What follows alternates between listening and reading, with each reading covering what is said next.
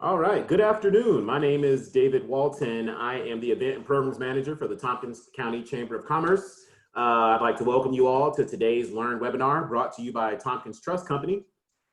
Today's webinar is on the topic of providing quality service to customers with disabilities.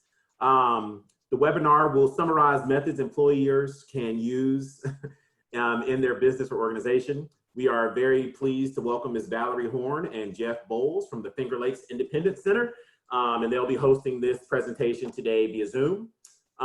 If you're not familiar, FLIC provides personal perspectives on disability issues and customizes presentations for businesses here within Tompkins County.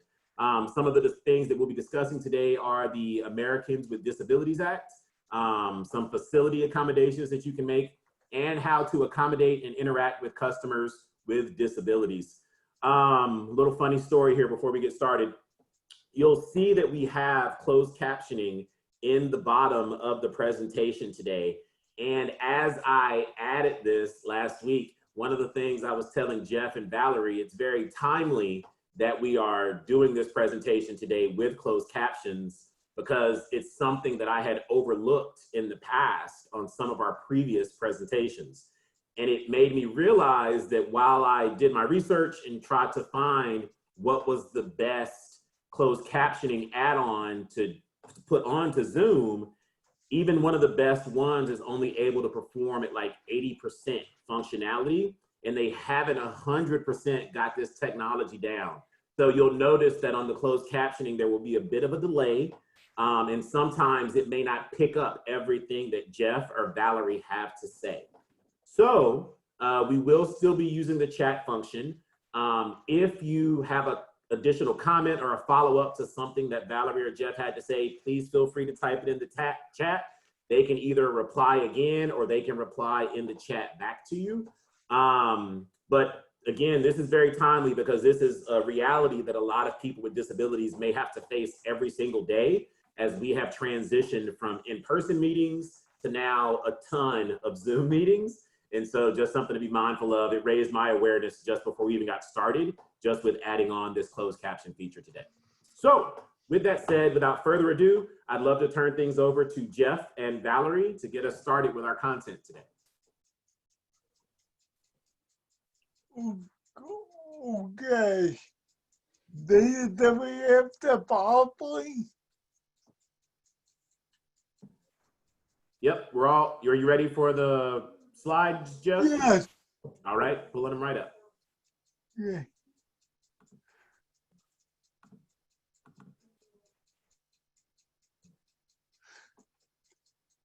Go to the first one?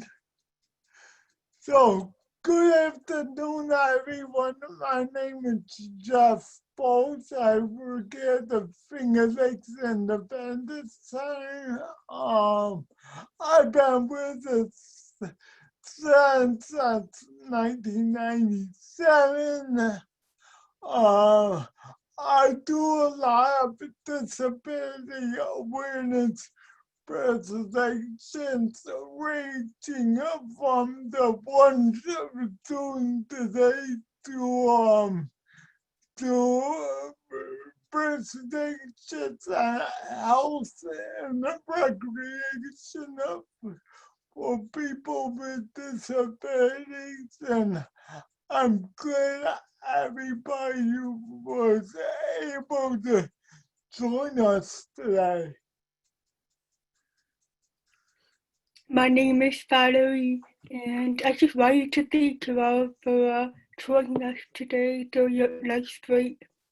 I just started working at the Finger Lakes Independence Center in November of 2019, so I'm pretty new, and I work as the advocacy specialist. So I focus on statewide advocacy. I love to open need to advocate for different bills that concern the disability community. So I just wanted to thank you all for coming. So I think we're ready for the next slide.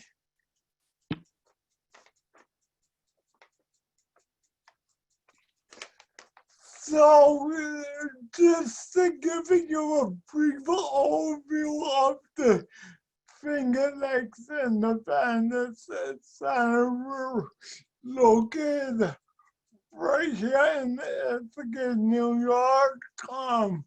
We are cross disability agency. That means that we work with all types of people with different disabilities.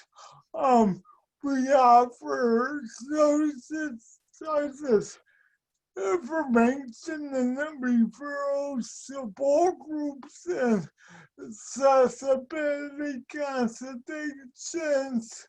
And then we offer these types of trainings for any business or organization in Tompkins County.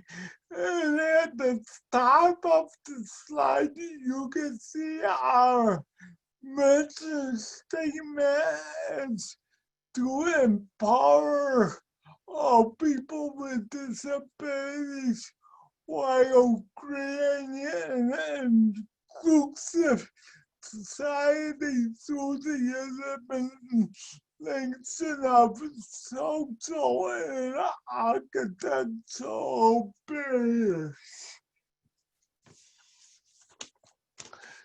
So I think we're ready for the next slide. So there's this very important legislative law, the Americans with Disabilities Act. So it was passed in 1990 that prohibited discrimination against people with disabilities. So it's made up of 5 different sections. As you can see on the PowerPoint, the employment will be the most important one as it pertains to your area of interest of business. So the employment prohibits discrimination against employees who have a disability, and it covers qualified individuals who can perform the essential functions of the job. So there are different incentives for you if you provide some accommodation.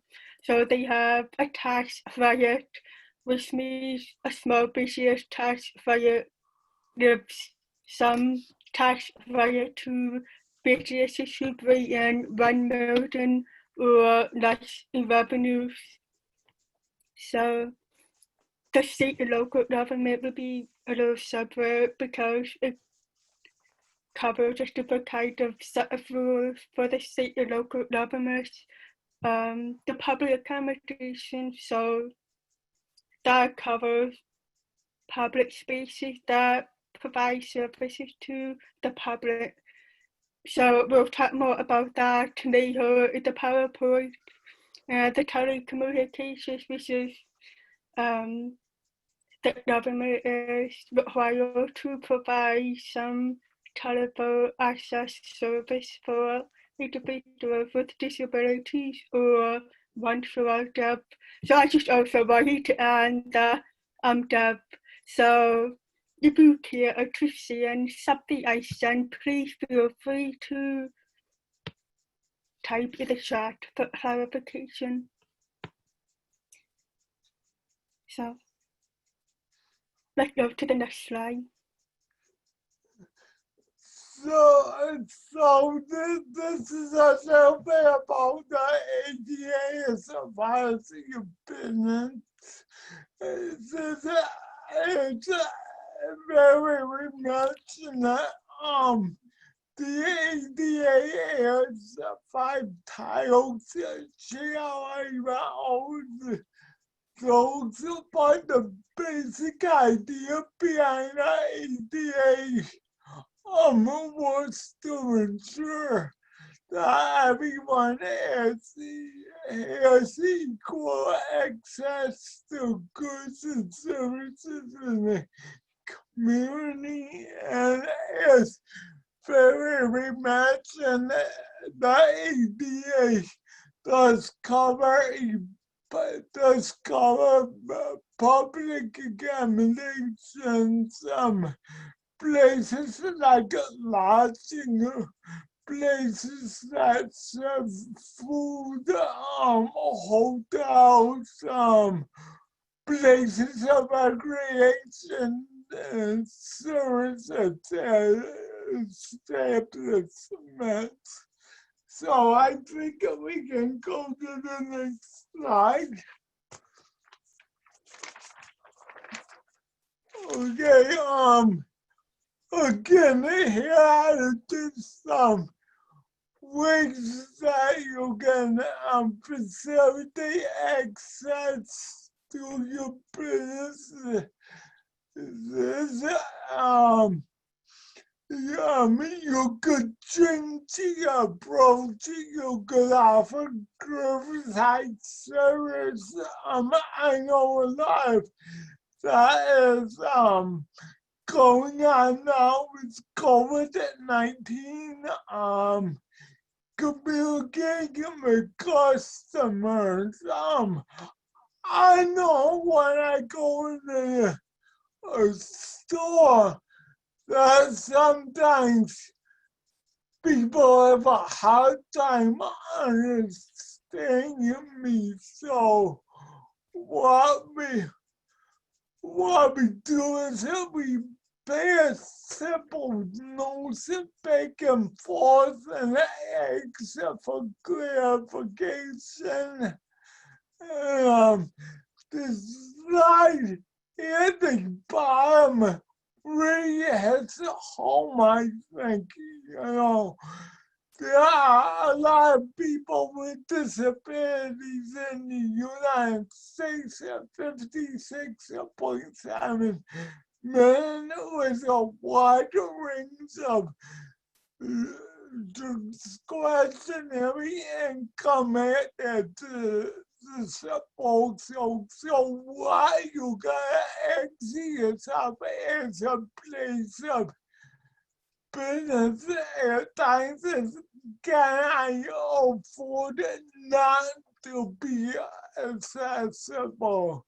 Because if you're not, you are missing out on a larger population you could be tapping into. So we could go to the next slide. So be a business. There are several different questions that you can ask yourself to put yourself in the person with disabilities shoes. So the first question would be very important. Are my staff members knowledgeable about providing customer service to people with disabilities? If you think about that, if you think that some people are knowledgeable but other people are not, are there some things that you can rectify that problem? And service animal rules is very important as it applies to every business in every area of public. Can customers with physical disabilities, such as people who use wheelchairs, access your business? You can also think about my sidewalks accessible, the doors accessible. If not, there are different solutions that you can do, which we'll talk about later. Can my products be modified to reach customers with disabilities? So that can be applied to if you have a business that sells products. Is it reachable for them at a lower shelf, or how can they reach the top shelf? Do I know how to get a yourself interpreter that happens if you host a public event and there's a person who requests an interpreter? Do you know how to do that? So that we have resources available.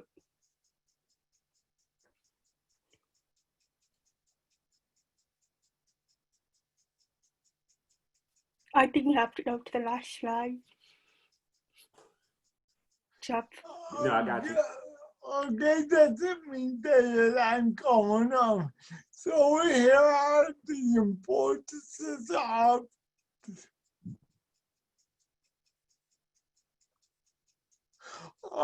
disability awareness, customer service, increases, and this gives you a positive image of your accessible.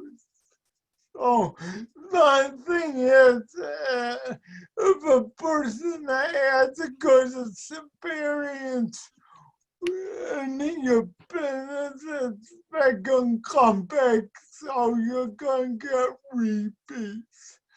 As I mentioned, the people with disabilities have a larger spending power than people think they do. So again, a question you gotta answer yourself is, if I'm not accessible, can I afford that? Because I'm missing out on a large audience. And the thing is by having your employees trained in customer services of us, people with disabilities, that's gonna gain the confidence with reaching a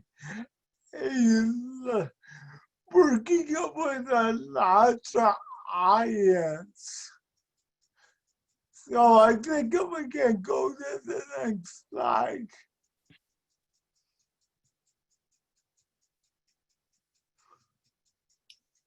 So this is about staff, what they can do to help people with disabilities when they're working.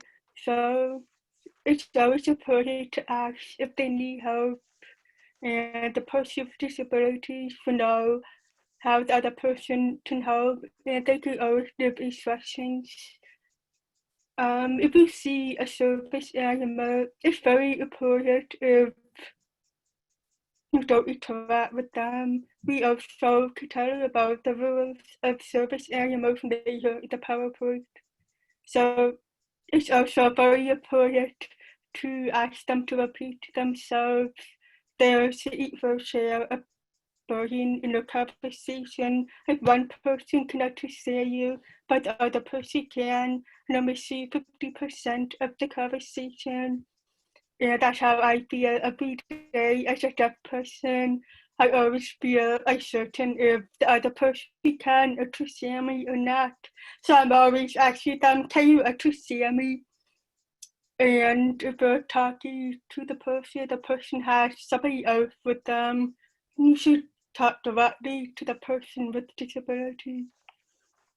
When speaking with a person who's deaf or hard of hearing, I speak very slowly and face the person because the person typically breathes and do not cover your mouth. But at this time, during the coronavirus, everyone's wearing a mask, which could pose up issues. And that's something I face every day as well. So I always tend to carry paper and pen with me so other people could write it down rather than messy, because sometimes I don't feel comfortable asking the other person to lower their mask for me. So let's go to the next slide. Hey, Valerie, before we go to the next slide, a question came up to me in the chat of why do we not, or why should we not interact with service animals when they are working? Someone said that their colleague has one and they all talk to it, to the service animal. Can you type it out? I will be more than happy to. the Like face is not the size of my hand, it's hard to breathe.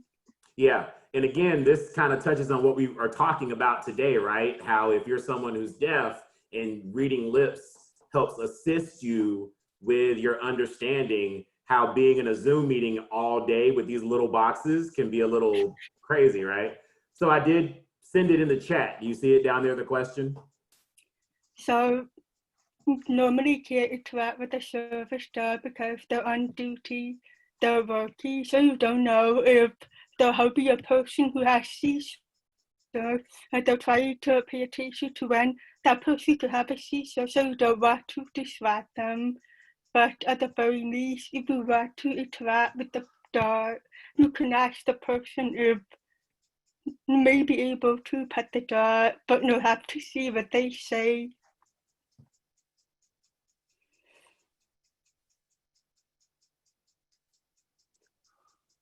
Okay, this is Jeff again. So here are some good tips. I'm gonna quickly run down these.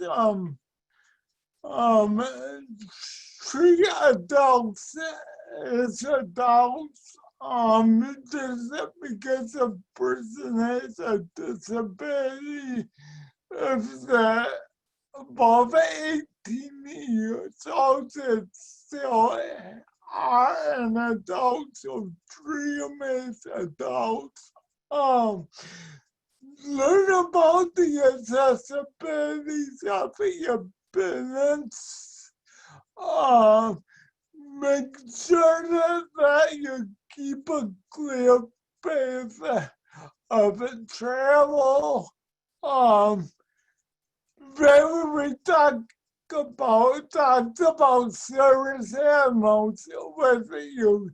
The only two legal questions you can access is this animal, a service animal, and if so, why is it trained to do?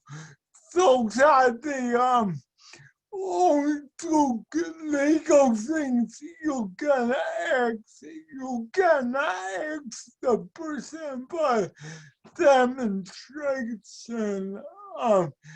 That is against the law to ask a person to if the animal demonstrates something. And the last one is if a person comes in with a mobility device, I think you should know you should not lean on it while talking to that person, because that's above the personal space. So I think we can go to the next slide. Can I ask a personal follow-up question, Jeff? Yeah. In addition to the two questions that you're allowed to ask someone regarding a service animal, there is no like documentation or paperwork that someone needs to show for having a service animal, correct? Like their word is enough. Right, they do not, right there, they do not have to show. They do not have to show documentation. And again, they cannot ask a person. They cannot ask the person for a demonstration of what the animal can do. That is against the law. Okay, thank you so much. Yay. So we have different communication tips, which I've already mentioned some of them earlier. So when you speak to a person with a disability, know what to look at them and speak directly to the person. So if you think about yourself, with somebody else, the employees referring to the parent, can you tell her this? Can you tell her that? How would you feel? Are you a YB patient with difficulties? Maybe having a difficulty communicating, and they know it, and they feel uncomfortable. So the other person pay attention is be. And some people need more time to express this. What about?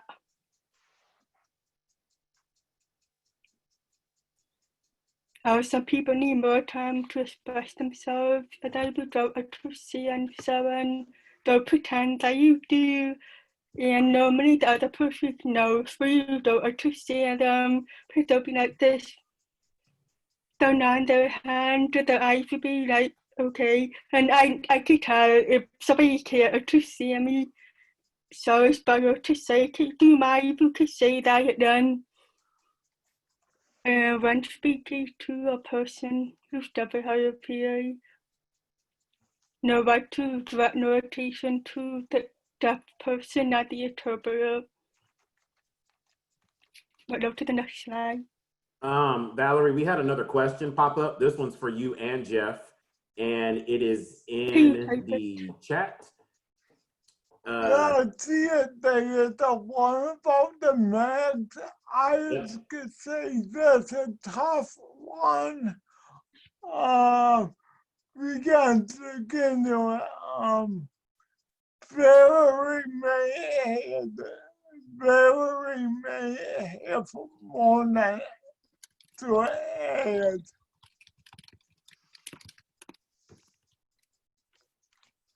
I would say that paper and pen is always the best old-fashioned way for communication. Have one on hand that will make communication much easier. That's what I knew for I wear a mask and I carry nibs. Yeah, I would say if this is good for me, I would say the simple tip Bobby people of passing notes back and forth, simple notes, that might be a way to go too. Yeah, and and Amy shared a really good suggestion as well. She shared that she also is hard of hearing and she uses non-verbal cues as well as verbal cues as well to help communicate, which is a good tip. Right. All right, next slide. So here are some accommodations you can provide to customers. The simple accommodations. You could read information to them. As we mentioned, we can write notes back and forth. I know at times people have a hard time understanding me, so we may break out of bed and just write simple notes back and forth. Provide lots of if possible. Keep in mind, lots of print doesn't only help people with disabilities, it helps older adults and all people. Placing your popular items within reach. You want to make sure that the inside of your store is accessible. People can get around.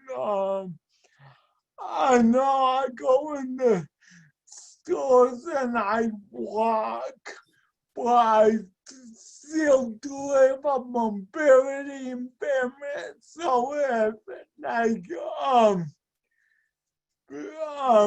those close things you hang close on are real close to each other, it's gonna make it difficult for people to get around, and you could just help someone reach an item that they cannot reach.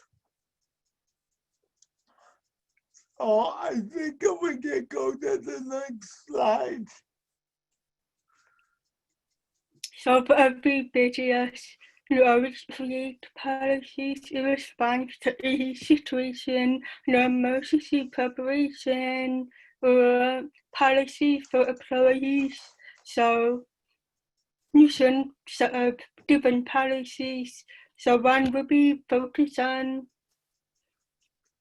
how to serve people with disabilities. So you have a document in place for each employee of a business to read, that they can know what's the standard for your business. So you write who steps that will allow individuals with disabilities to use their own personal assistive devices such as wheelchairs or keys. While going to your business, you want to think about how they can access the lunch, how they get around mobility, and what happens if something occurs, how some employees respond to that. It's always the best to write up the policy, and if you have any questions related to writing up a policy, you can contact me.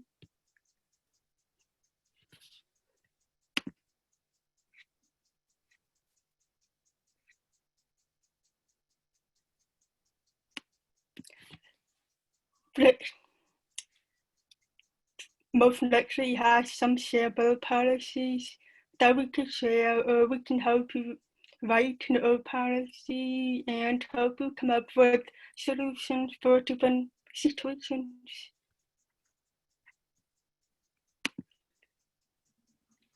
Let's go to the next slide. So I have 3 different scenarios for you to think about. So the first one would be a shopkeeper decides she's unable to make her front steps accessible. So in that case, it could be the architecture of the building that's old. And she can't really change it to reach the structure. So she doesn't have the option to change it. So what could she do instead? And if you want to write your comments in the chat, feel free to do that. So what do you think she has to do?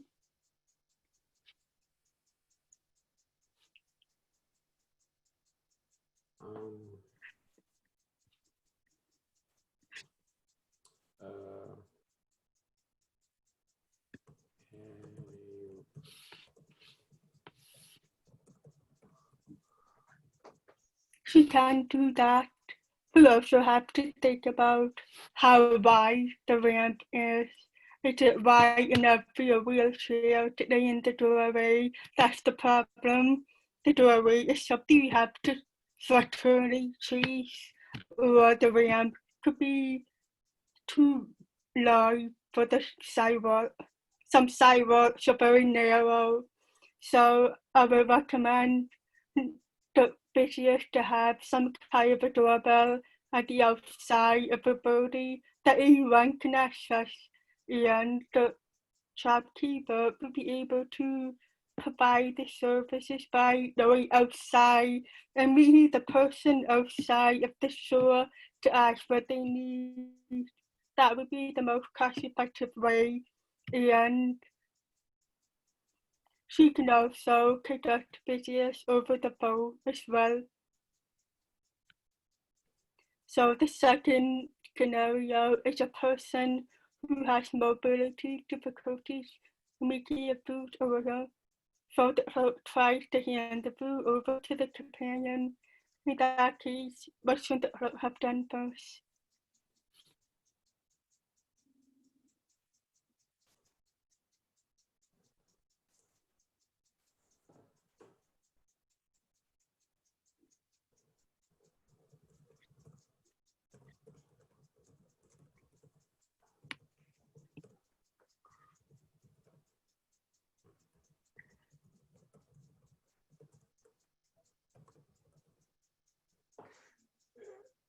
can I chime in here? That's the most logical step to ask if the person with disability to take the food order or if they need assistance. That's the most polite way to do it. Then the third scenario, businesses usually have a website or online store, but some websites are not accessible for people with no vision to read the screen. There are some software that do that, but sometimes that's not possible for some businesses. So what alternative could the businesses take? Yeah, if I may, Valerie, website accessibility has become a big issue over the years.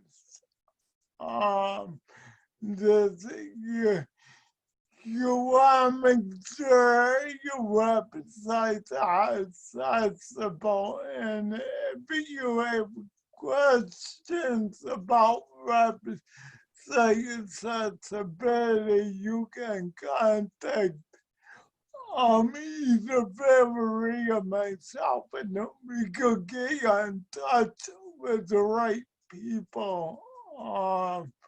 But it's become a real issue over the years. You know, people with visual impairments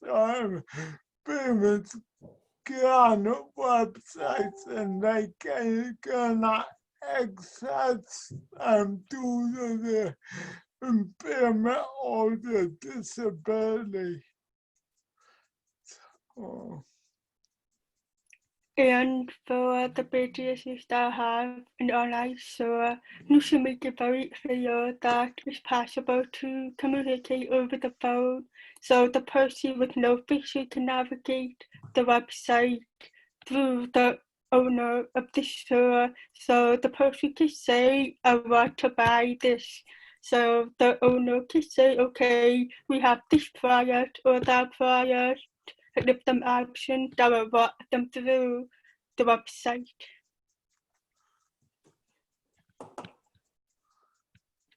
That's the last slide.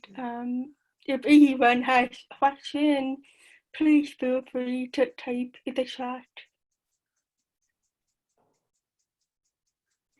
the question I had, David, is a PowerPoint coming out to everybody today?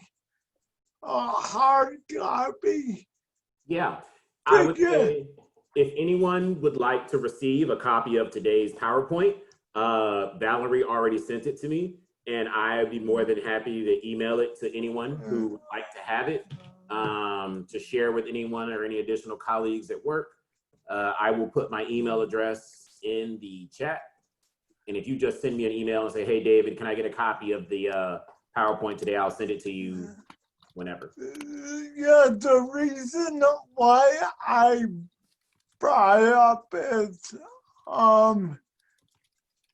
the next slide has our resources on that people can use.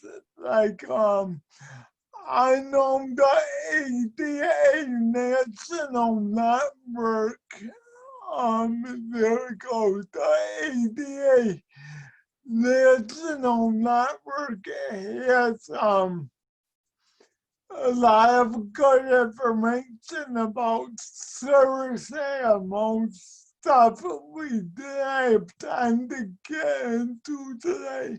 And they also have additional information on how to provide quality services to people with disabilities. So you know, Jeff and Valerie, Tammy actually just posed a really good question, and it crossed my mind as well. Where does compliance with federal ADA laws about public accessibility affect these scenarios? Because especially for that first one, where the person is unable to install a ramp, technically they would not be in ADA compliance. So they technically could be fined and made to have to install a ramp, right? Like that's something it's a non-negotiable. It's something that you have to do. Am I correct in that? Oh wait, I see Valerie wrote in. Yeah, go ahead, Valerie, I'm sorry.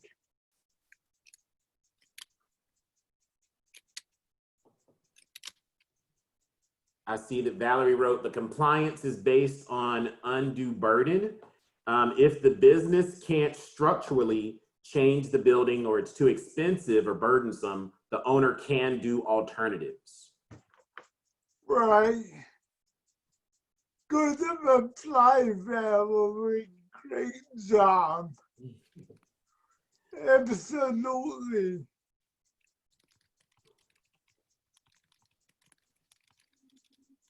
So I do see here, Jeff, that you have provided 3 additional pages of resources that people can have with all the links, which is great. And again, if you'd like to get this PowerPoint, feel free to reach out to me. I am going to stop the screen share for the remainder of our session today. It would be great if there are any additional questions. I see that Sally had to drop off. Thank you for joining us today, Sally.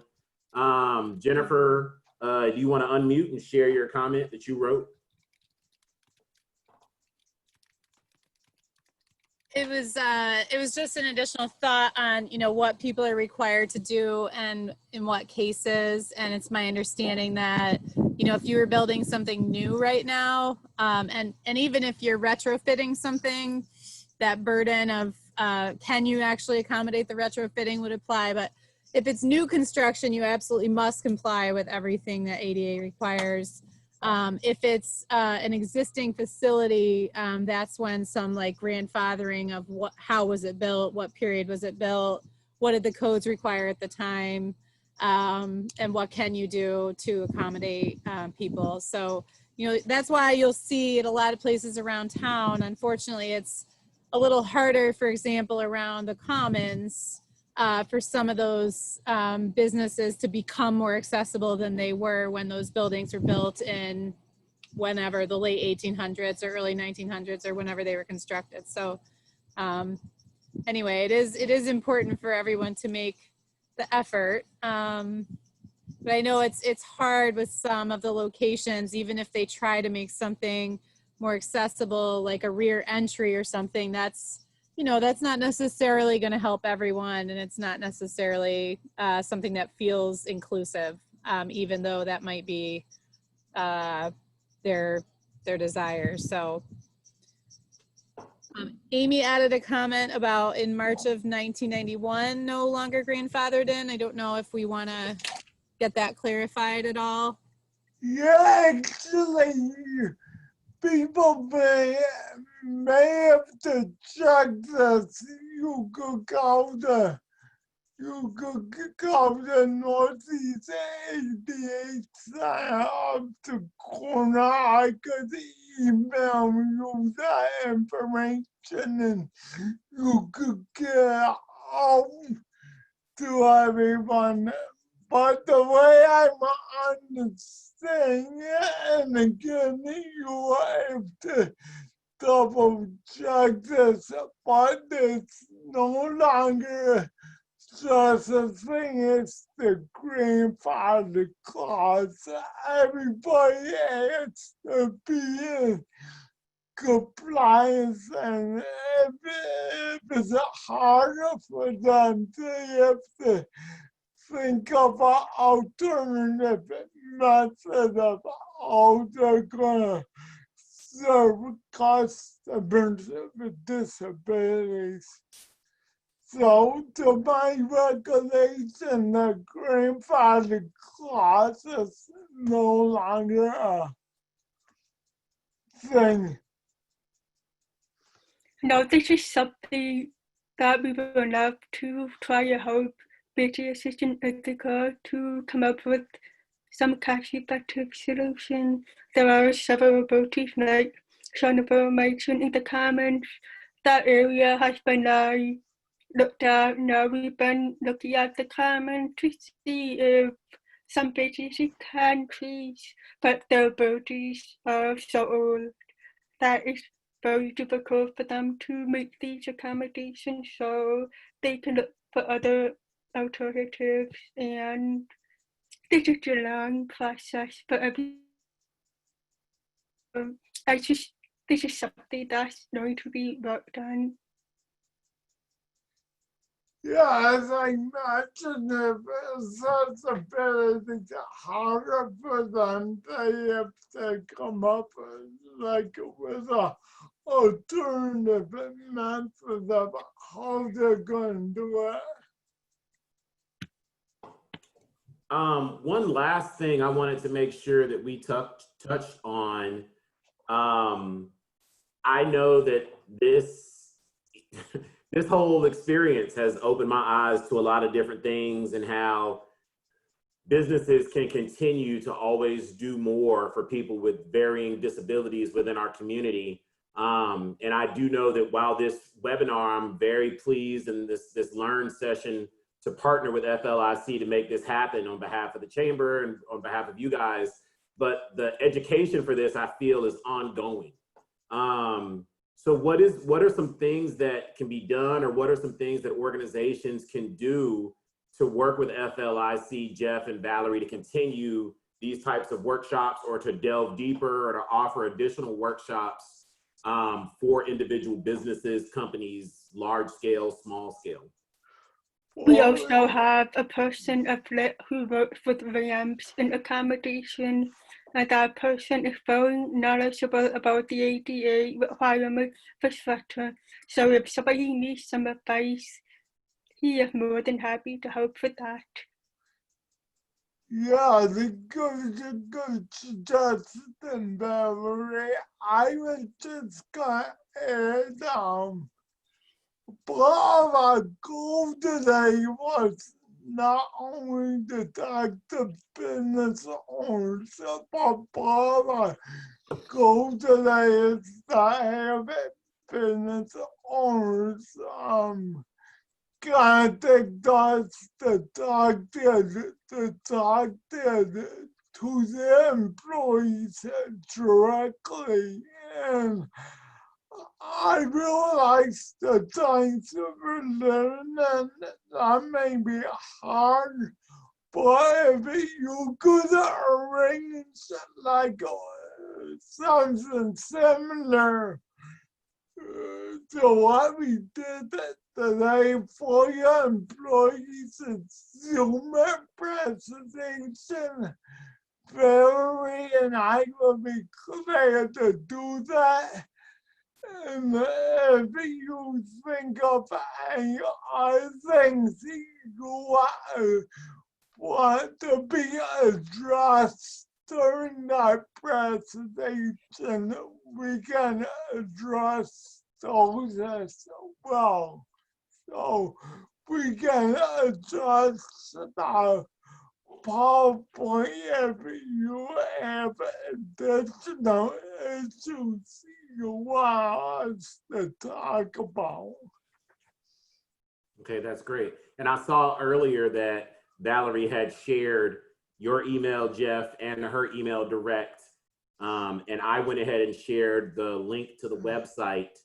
So if anyone wanted to reach out to either of you about a continued workshop, virtual, I assume, but I guess also you guys could, based on the need, go to a business and offer an in-person workshop if it was less than 50 people to be in compliance with New York State, correct? Right. Well, we were doing that there prior to COVID. We were going out and we were talking to people directly, but considering that we can't do that now, and I have no idea when we could do it. This is the best thing we can offer now, but yeah, our goal is to talk to people directly. And another thing is, not to be biased, but the reasons why our presentations are so great, I think it's we can have our personal perspective. You know, we are people with disabilities. We are customers with disabilities. I shop a lot and go places a lot, so we have a wide range of experience. And the fact that if we have time, I have one quick story there. Okay, yeah, I think we got have some time.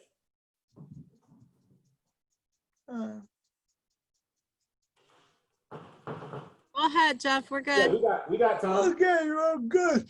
So this happened to me in 1999. My ex-boss and I flew out to Kansas City for a train. And the first night we were there, we had dinner together at the hotel we were staying at. So we go in, we get seated, and the waiter comes up, and he could tell that I had a visible disability along with a speech impairment. So my boss ordered first.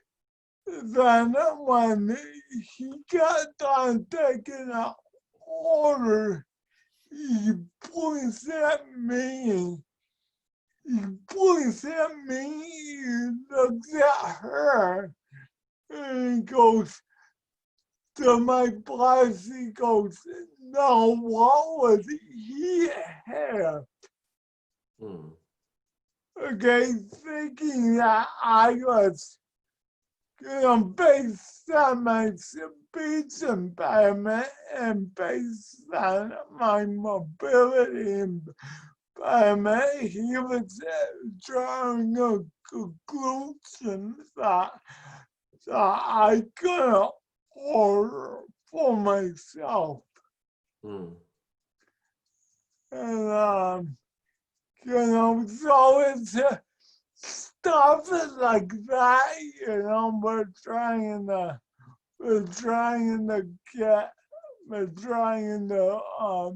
I'm going to discover fix it,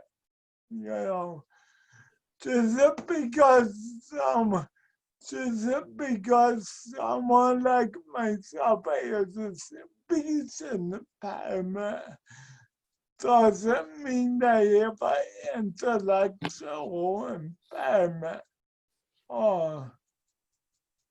I think that's a really good story. I think it's a good story for us to end on, because I feel like more than anything, what we should be doing during this time is just raising more awareness, continuing to raise awareness, continuing to have us recognize our own implicit bias that we sometimes may jump to conclusions or assume. One of the things that was said early on in the presentation that really resonated with me, because it is so simple, but it's treat adults like adults. And it's, I think that's what I thought of right away when you were telling that story, Jeff, is like, oh yeah, absolutely, because and I'm not a man, and I can't say exactly what he was thinking, but based on his behavior, he was I'm sorry, that's my alarm. I'm sorry.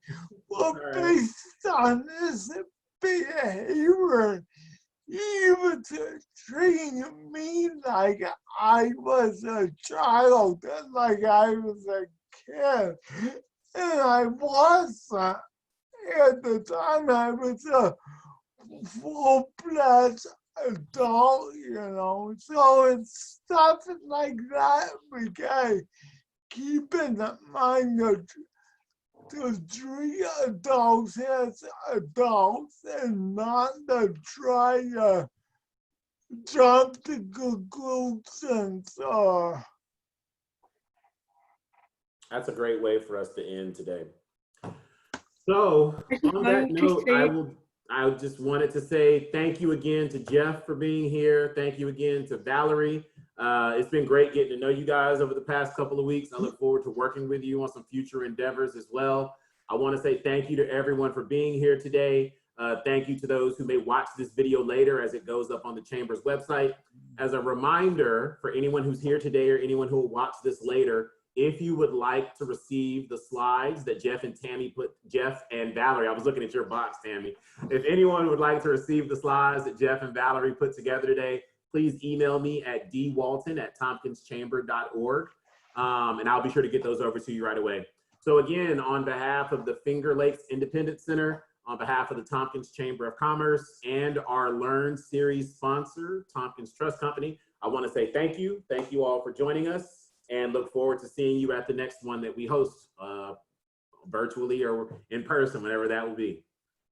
All right, thank you all for being here. Valerie, thank Jeff, you. thank you guys so much. And we'll be in thank touch you. soon. And again, I just encourage people to get the PowerPoint because I have a lot of great resources on that PowerPoint. I'll make sure that I've already had a few people reach out to me already Okay. during this presentation, so I'll make sure they all get it. All And right, thank you, also- everyone. Yeah, Sorry. have a great day. All right, you too. Bye-bye. Thanks, Bye. everyone. Bye.